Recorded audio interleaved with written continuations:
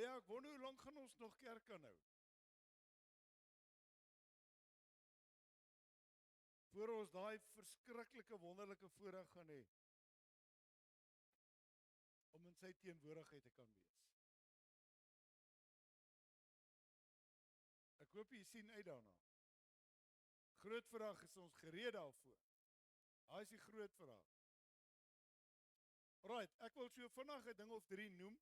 Alan Greenspan is dood. Onthou, dis meneer Finansies. Hy is so 'n bietjie meer as 10 dae terug is hy oorlede. Alan Greenspan was by al die presidente betrokke van Amerika en hy het by almal het hy 'n groot sê gehad. Alright, so hy het duidelik hy die finansies beheer. Hy sterf presies op 100 jarige ouderdom en 2 dae later het Donald Trump die quantum financial system geteken. Nou, dit beteken maar net die volgende, dat ons gaan jou elke paswoord, jou elke pin, jou elke transaksie gaan nou beheer word. Alright, so AI is besig om geweldig veld te wen. As Elon Musk zoiets sê, dan begin dit my nogal pla, want hy het 'n ding gesê van AI is groter as die mens. En 'n baie interessante ding wat hierdie week gebeur het, die CERN wat in 2016 oopgemaak is toegemaak. Dis funny. Onthou hulle die CERN oopgetrek om die demoniese magte te laat uitkom. En laasweek, hierdie week, Woensdag ek dink, toe het hulle die CERN toegemaak en ek het 'n vermoede, die rede, dis 'n vermoede. Die feit dat hy die CERN toegemaak het, sê vir my die anti-kris het gesê is okay, ek gaan beheer vat. Okay, want daar's nie vrede nie. Iran wil nog steeds groot stories maak en hulle gaan duidelik nie hulle kernwapens opgee nie. Alright, en dan is daar 'n laaste ding wat ek vinnig wil noem.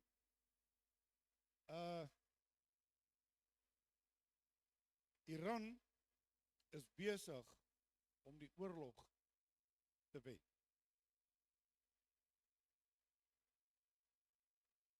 En die feit wat hieruit gaan voortkom, 'n kind van God, is Jesegiel 38. Want as Iran gaan slaan, dink hulle is 2 ure weg van besprekings wat hulle gesê het, hulle gaan oorlog maak. Hulle wil nou net Israel slaan. Al wat hulle wil doen.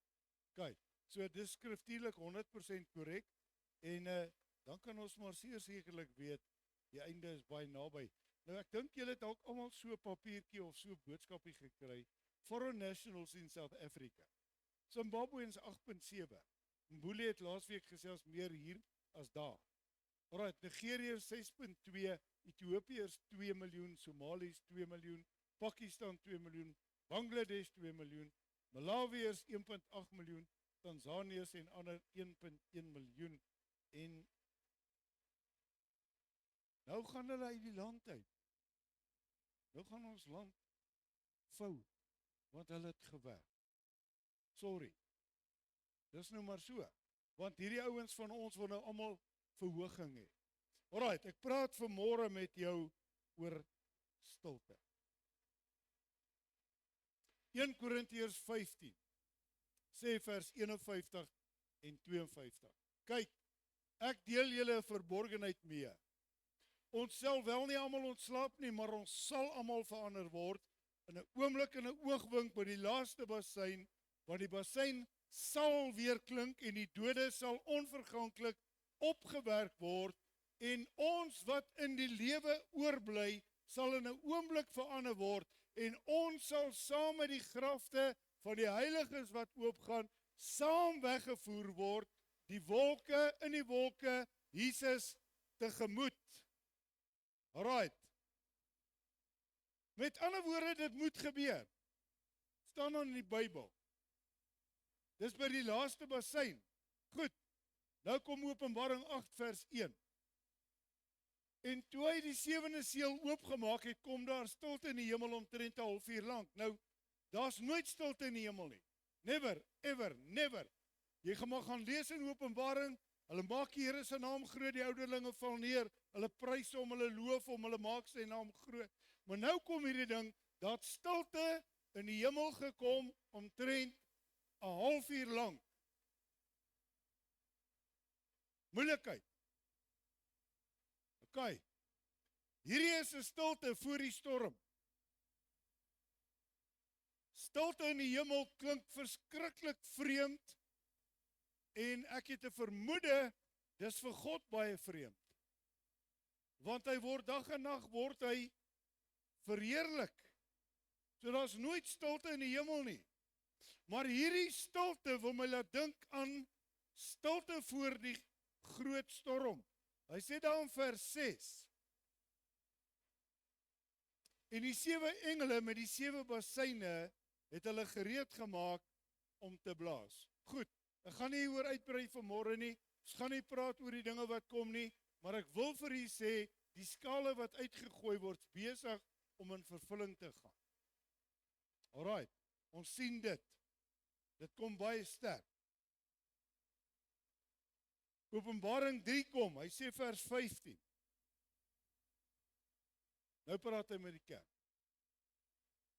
Ek ken jou werke, dat jy nie koud is, ook nie warm nie. Dit is die laaste tyd kerk. Was jy tog maar koud of warm? Maar nou, omdat jy lou is, en nie koud of warm nie,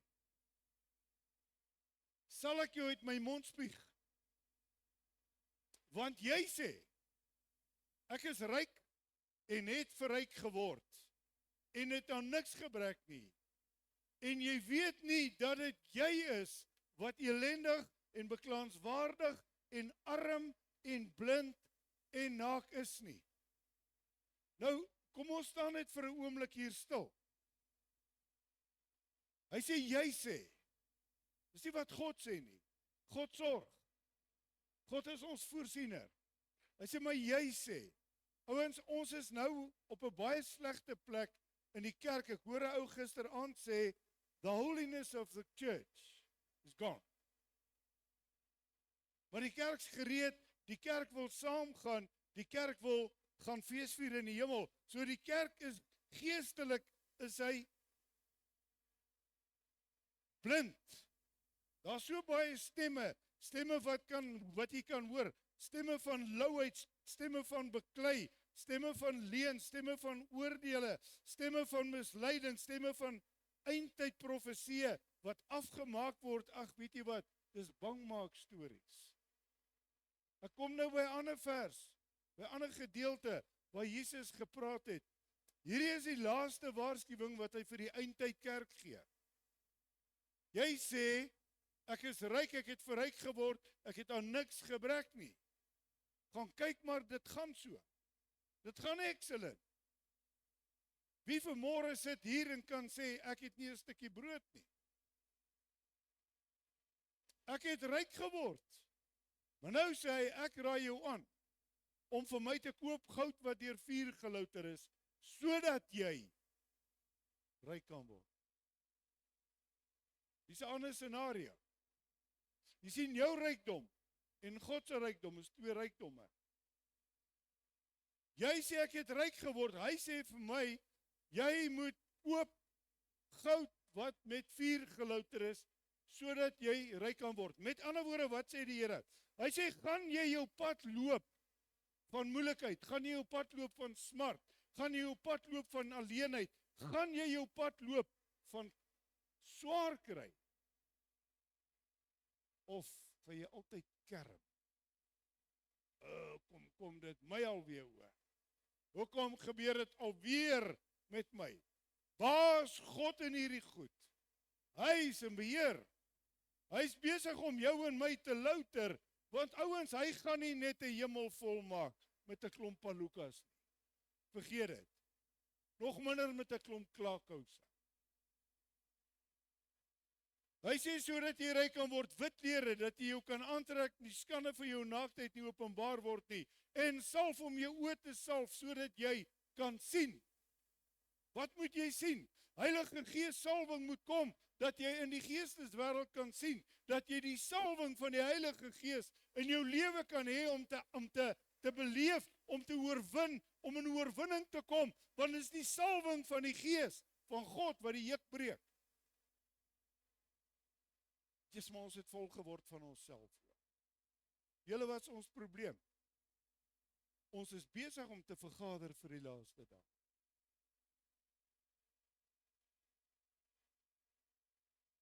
Wat praat ons nou weer van? Jy kan miljoene in jou bank hê. Jy kan so arm wees, dat jy eintlik bankrot is. Wie wat jou probleem? As jy daai miljoene in jou bank het, dink jy's aangewese en aangestel oor ander mense. En jy dink jy's superryk, en jy kan sê, en jy kan doen, en jy kan optree soos jy wil, want almal moet die knie buig, omdat jy ryk is. My Bybel sê, elke knie sal buig, elke tong sal bely. Jesus is die Christus. Elke tong sal bely, elke knie sal buig, van afhanklikheid van Christus Jesus. Moenie hierdie ding verkeerd verstaan nie. Almal wat ek lief het, bestraf ek en tigtig ek. En hier kom ons alweer by die moeilikheid. Ja, maar hoekom gaan dit so swaar? God sê, ek's lief vir jou.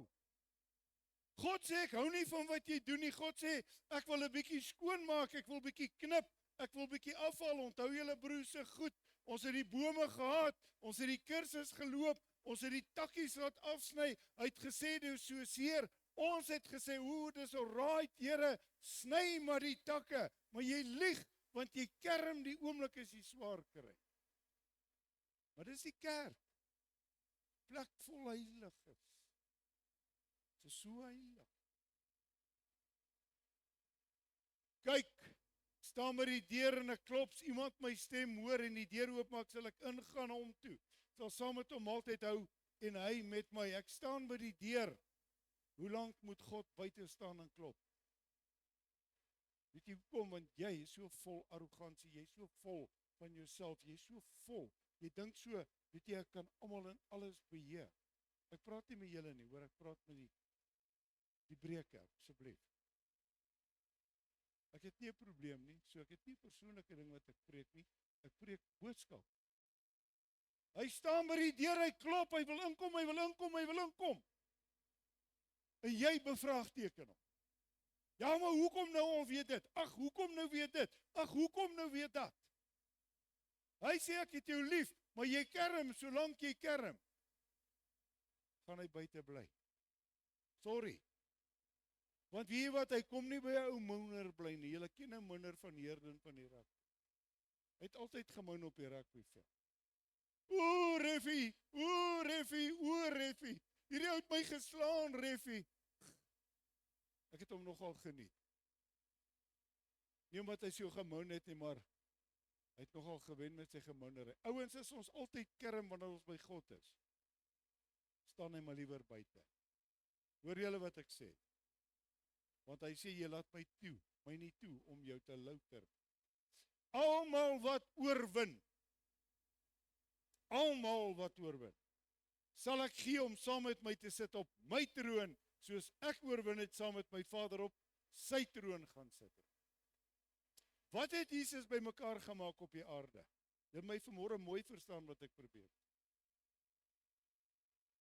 Was hy 'n multimiljonair? Hy het geweet hy kom van daar af. Hy het geweet hy loop op goud. Hy het geloop, hy sit by strome van, kom ons noem dit diamantwaters. Maar waar was sy fokus? Nie op die hier en nou nie, nie op die tydelike nie. Op die ewigheid. En hy het gesê, Vader, ek sal dan maar hierdie pad loop, soos dit U behaag. Right. So, net as jy oorwin, dan wie oor het, laat hom hoor wat die Gees aan die gemeentes sê. Nou die ore ding is nou die moeilike ding. Want wie het ore om te luister na die woord van die Here? Alright, so Openbaring 3 vers 5, ek het hom gekyk, jammer. Alright, wat ek wil sê vanmôre, ons is besig om so besig te wees, om besig te wees, om te praat, om nie stil te bly nie, om nie meer te luister nie, om nie meer God se stem te hoor. Ons is net te besig. Alright, en omdat ons so besig is, vind ons fout met almal en alles, behalwe, dankie julle sê dit, jouself. Want die fout lê nie by God nie, die God lê nie by ander mense nie, die fout lê by jou. Alright, Lukas 3, hier kom Jesus se woord. Hy praat. Met ander woorde, dis die hoogste gesag wat nou praat. Die woord was in die begin. En die woord was by God. En die woord was God. Alright, so hier's die woord. Dis nou hy. OK.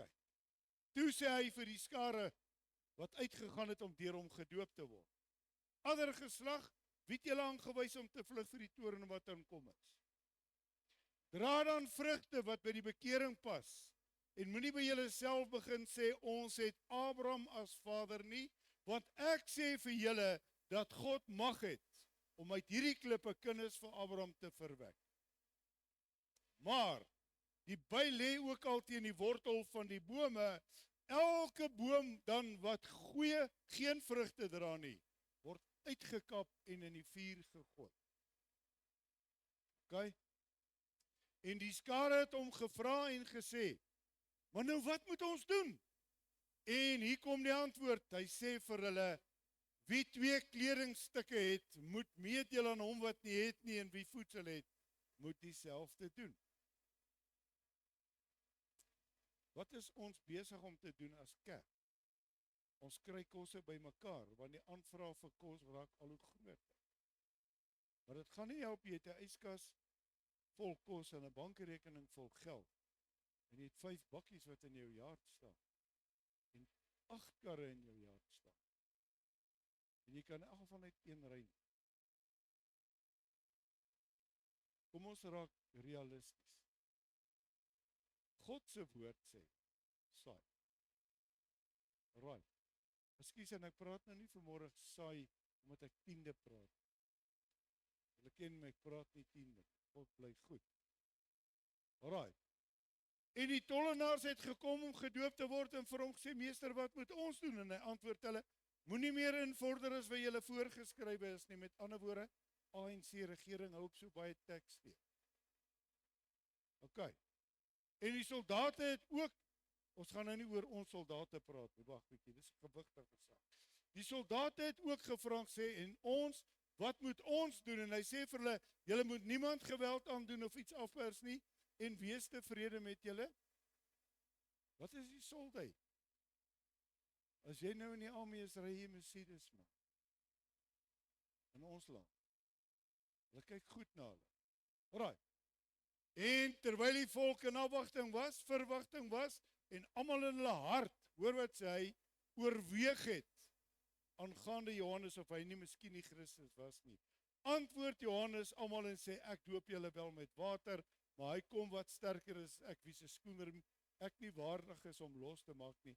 Hy sal julle doop met sy Heilige Gees en met vuur. Sy skop is in sy hand, en hy sal sy dorsvloer deur en deur skoon maak, en sy koring saambring in sy skuur, maar die kaf met onuitblustelike vuur verbrand. Alraai. En toe Jesus kom, toe sê hy wat? Daar's die lam. Daar's die woord waarvan ek nou net gepraat. Hier staan hy nou. Hy wil nou gedoop word. So met ander woorde wat ek in hierdie hele gedeelte lees, is die kriteria wat Jesus voorlê. Kyk ouens, weet julle wat is ons probleem? Ek kry alweer baie oproepe. Ouens wil doop, ouens wil doop. Vergeet dit. Vergeet dit. Want jy doop, jy's hype, jy's in jou plek, jy's opgecharge, jy's aan die brand vir die Here, en 2-3 maande later is jy missing in action. Oom, ek is gedoop, beteken niks. Dit beteken niks. as jy nie in daai water doodgaan, beteken jy vir God niks. En eintlik lieg jy vir jouself. Heeltemal. Dan hardloop ons rond en dan wil ons gestreel word. Onthou net een ding, pas op. Pas op, Jesus se grootste waarskuwing, sy laaste, moenie laat jou geld jou God word nie. Pas op, want ons gaan nie ons pad koop. Jy gaan hom verdien. Right, 1 Korintiërs 3 kom, hy sê vers 1.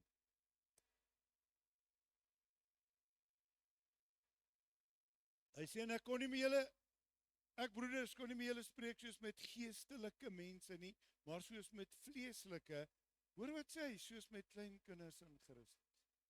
Weet jy nou wie's dit nou? Ons het in die kerkwêreld, die pastore, ons noem dit beespond.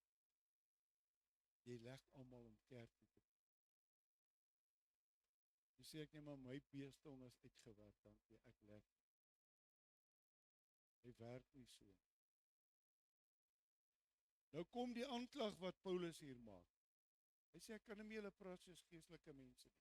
Het jy al agtergekom as jy jou geestelik aanvat? Hoe kwaad word hulle vir jou? En dit is eintlik te dom om agter te kom, hulle moet vir hulle self kwaad. En die pastoor het nou weer 'n ding gesê. Of daai ou in die kerk het nou weer 'n ding gesê. Dis kinderlik, man. Jy gaan nooit geestelik groei nie. Hy sê, ek het julle met melk gevoed, nie met vaste spys nie, want julle was nog nie daartoe in staat nie. Nou kyk die tragedie, julle is nou nog nie daartoe in staat. Hierdie is 2000 jaar gelede geskryf. Weet julle wat, die kerk is nog nie hiertoe in staat nie. As ek nie my sin kry nie, gaan soek ek 'n kerk by die pastoor. Mooi praat. Deur al die jare is dit so. Ongelukkig. Maar eer ek die Here vir die vasbyters. Ouens wat steaks eet en nie op melk bly nie. Amen.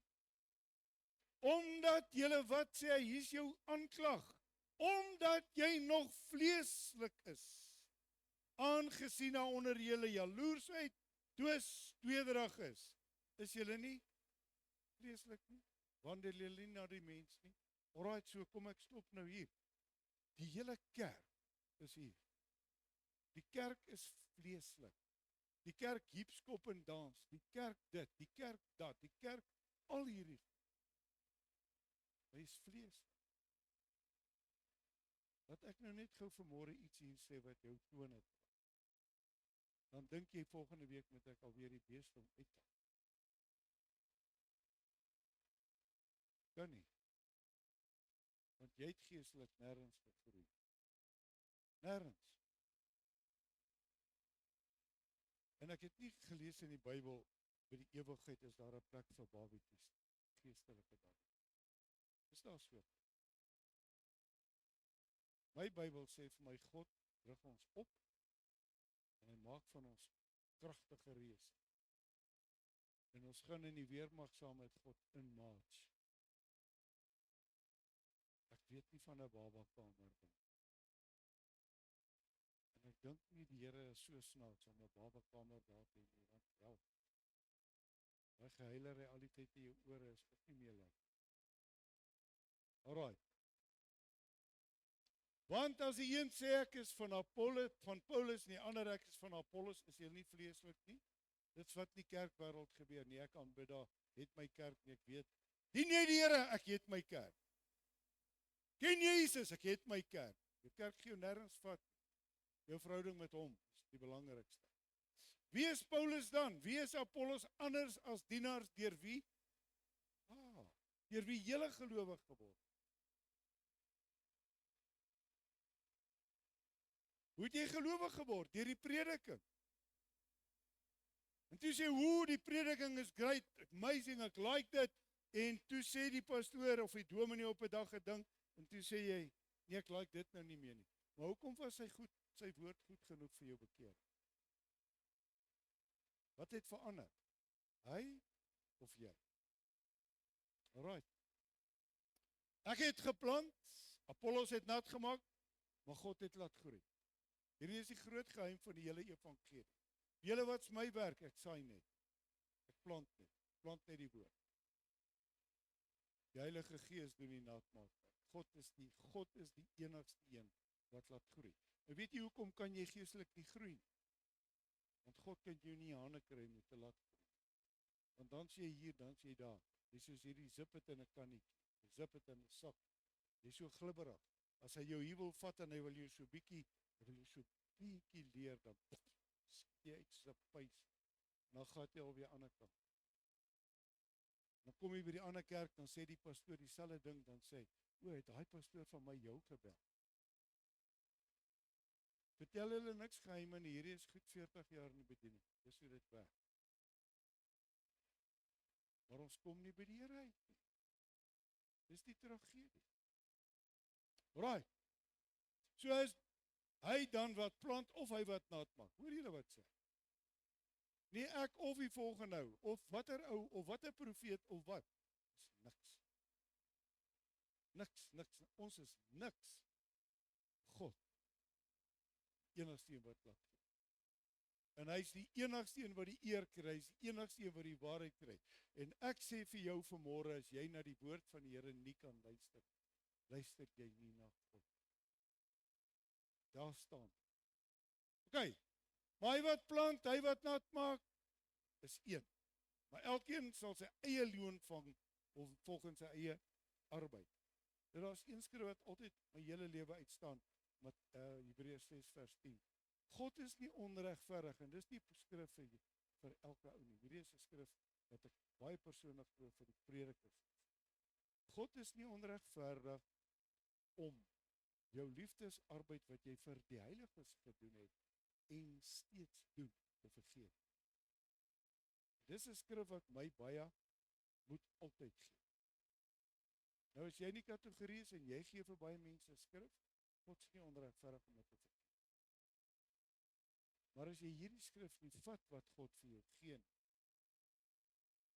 is jy nie na God se plan. Sorry. Julle geweet hoe min mense gaan hemel toe. Ons gaan almal hemel toe. Nee. Ons gaan nie. Die woord van die Here sê God se uitverkiesing. Daai is genade. OK. Ons is medewerkers van God. Die akker van God, die gebou van God. Ag, jy is dank aan hom. Nee. Daai lewe, daai tempel, daai is die gebou. Right, wat sê hy nou? Met ander woorde, God bly in my. Ons doen die werk, jy groei. En God is in jou. En hoe meer jy God toelaat, hoe meer kry God gestalte in jou. Nou kan jy jouself die vraag afvra, wat se pa is jy, wat se man is jy, wat se vrou is jy, wat se kind is jy?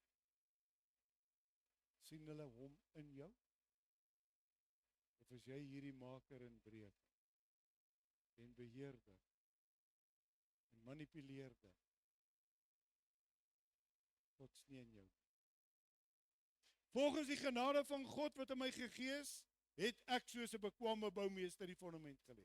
En 'n ander bou daarop, maar elkeen moet oppas hoe hy daarop bou. OK? Nou kom ek weer terug na die ouens wat so hardloop kerk tot kerk tot kerk. So daai pastoor sê dit, daai pastoor sê dat. Maar hoe ek like wat daai pastoor sê, want hierdie ander groot ou in Pretoria het nou die dag gesê, jy is God. En ek sê, Here, waar kom die goed? En weet julle wat? Die ouens is in ekstase. Want jy is 'n vals God. Party ons lewe in hierdie lewe asof hulle God is. Hulle kyk neer op ander, hulle dink hulle kan met mense werk soos hulle wil. En weet jy wat? God almagtig werk nie eers so. Want hy het liefde, jy het niks. Alright, want niemand kan 'n ander fondament lê as wat daar gelees. Wat 'n fondament is dit? Daar staan Jesus Christus. Gaan lees die saligsprekinge. Gaan kyk na wat hy gepraat het van die eindtye. Gaan kyk wat hy gesê het, wat sê sy woord. Gaan kyk wat sê die wet. Dis steeds sy woord. Hy sê ek het nie die wet in vervulling gebring nie. Ek het hom ook nie hom nie weggevat nie, ek het hom in vervulling kom. Right, so hy is die fondament, daar's nie 'n ander fondament nie. Nou raak jy ouens slim, nou sê hulle, ek het hierdie geweldige groot openbaring in die woord van die Here gekry. God is onveranderlik. As hy vir jou 'n openbaring vandag gee, is dit die uur, die seisoen vir jou openbaring, om dit te kan verstaan.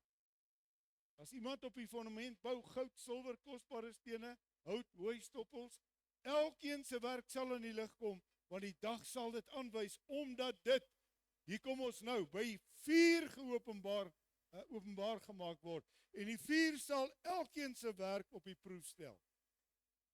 Hoedanig dit is. Genesis 18 vers 32, is amper kom. Toe sê hy, laat die Here tog nie toornig wees, en laat my net hierdie keer mag spreek. OK. Mag spreek. Weet jy wanneer kry jy toestemming met God? Wanneer hy jou toestemming gee. Ek lees die geval, my baie treffend. Ek lees van Jakob en Esau. En Esau, Jakob is besig om met God te praat, hy is bang. Sy broer is op pad, sy broer gaan hom doodmaak. Julle ken die gedeelte, né? Dit nie doen nie, gaan lees die Bybel asseblief. So hy is baie bang, Esau gaan hom kom doodmaak.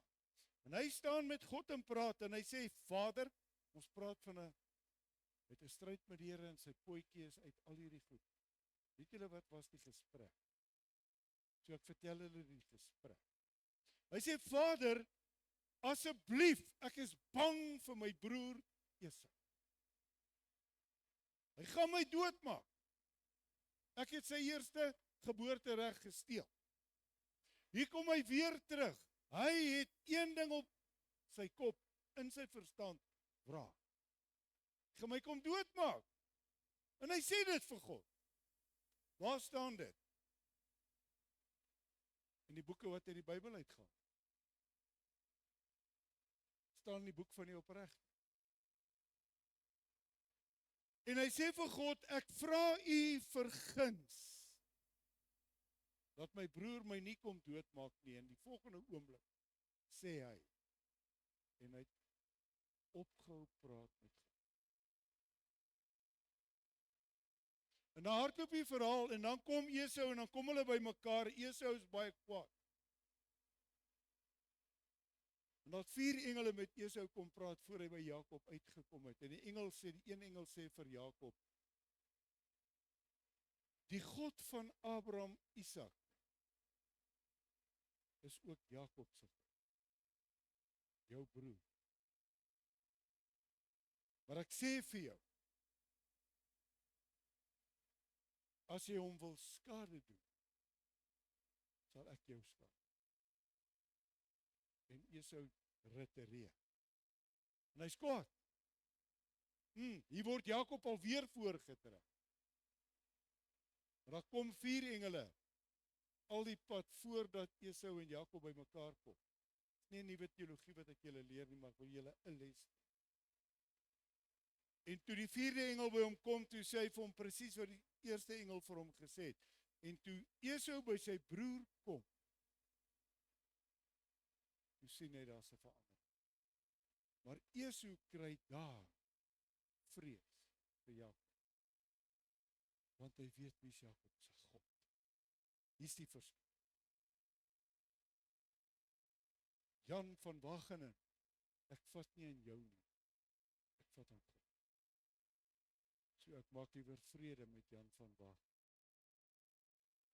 Antonie, ek het nie geveg met jou nie. Ek maak my vrede met jou, dat ek vrede met God het. omdat ek God in jou sien, omdat ek weet God is in beheer van jou lewe, omdat ek weet jy is 'n geseënde van die Here, sal jou naam nie oor my lippe hardloop. Want ek weet wat God doen. En ek weet wat God kan, wat kan daai God van hierdie hele al doen. Laat die Here tog nie toornig wees, laat my net hierdie keer mag spreek, miskien sal daar 10 gevind word. Hy antwoord, ek sal ter wille van die 10 nie verwoes nie. Abraham praat met God.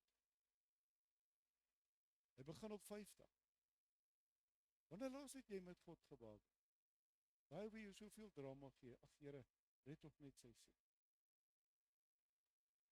Het jy al gebaak en kan nie net 10 ouens uit ons kerk het die wegraping plaas? Hemel. Klink dit vreeslik? Dis skriftuurlik. Jesus het gesê die pad smal. Hy's nou, min wat hom kry.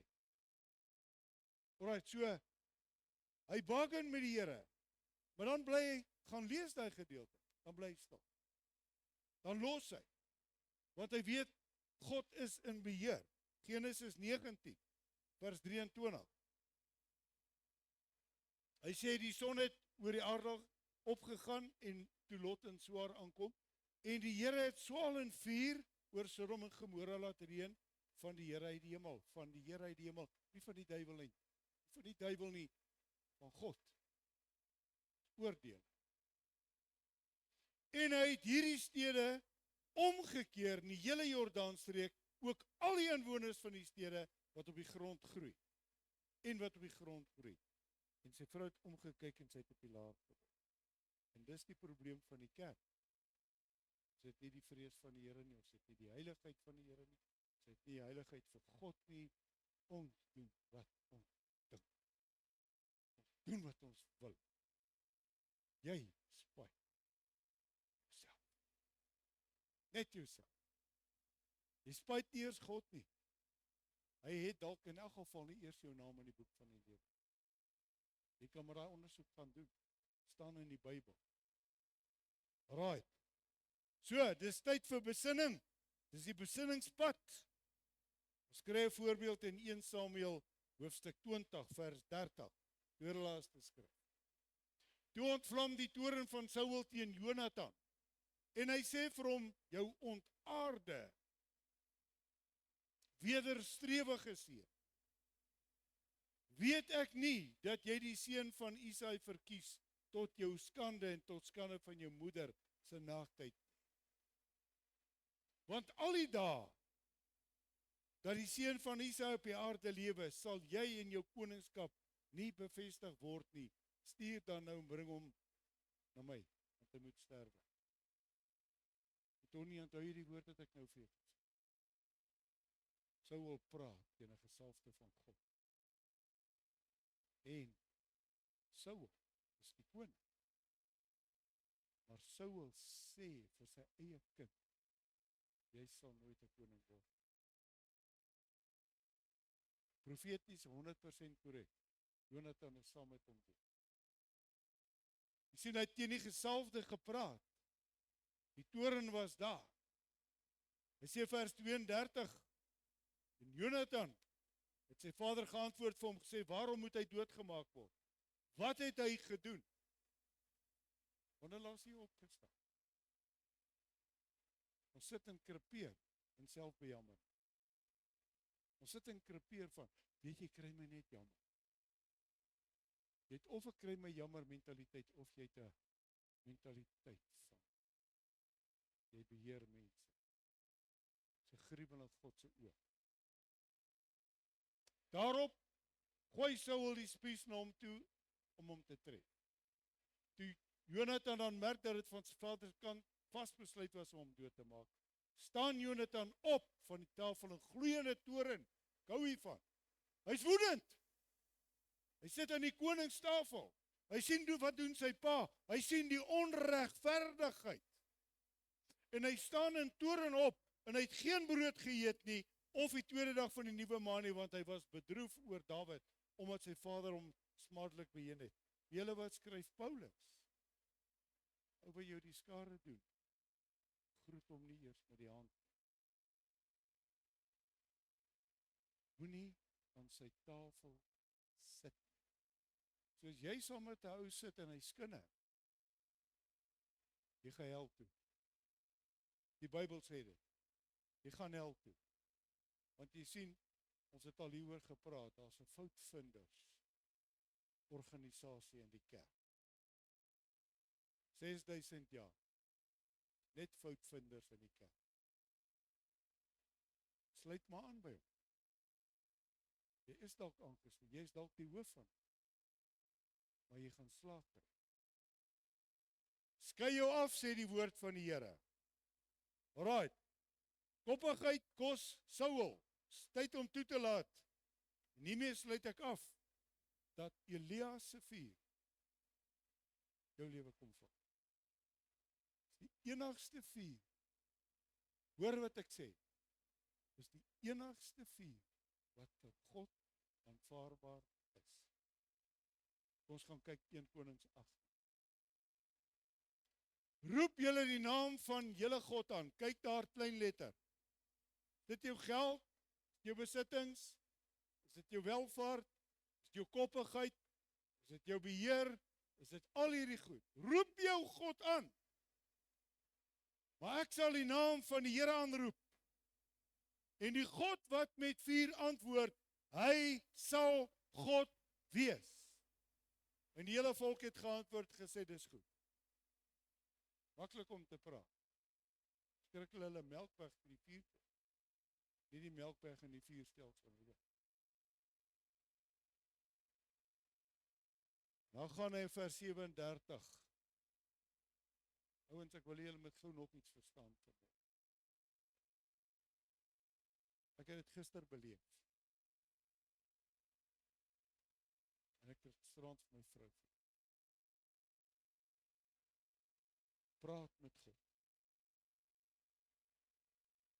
Soos jy in jou gees ervaar. Om met hom te praat. En luister. Wag. Samson. So daai Filistyn net dood, moet hy hardloop hulle en maak hulle kusplanke. Hy gooi daai esel daar beer. Julle hoor wat sê hy. Kom aan, lees julle nie die Bybel nie. Julle hoor wat sê hy. God, moet ek nou doodgaan van die dors? Was hy aanmatigend? Was hy cheeky? In my oë, nee. Vader het my nou so pas 'n oorwinning oor 1000 gegee. Moet ek waaragtig saam met hierdie Filistyne doodgaan?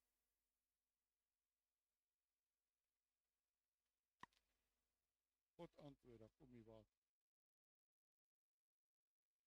Ouens, ons het nie idee wat is ons verhouding met hom. Ons het hierdie liewe dingie. Het ons aangestel.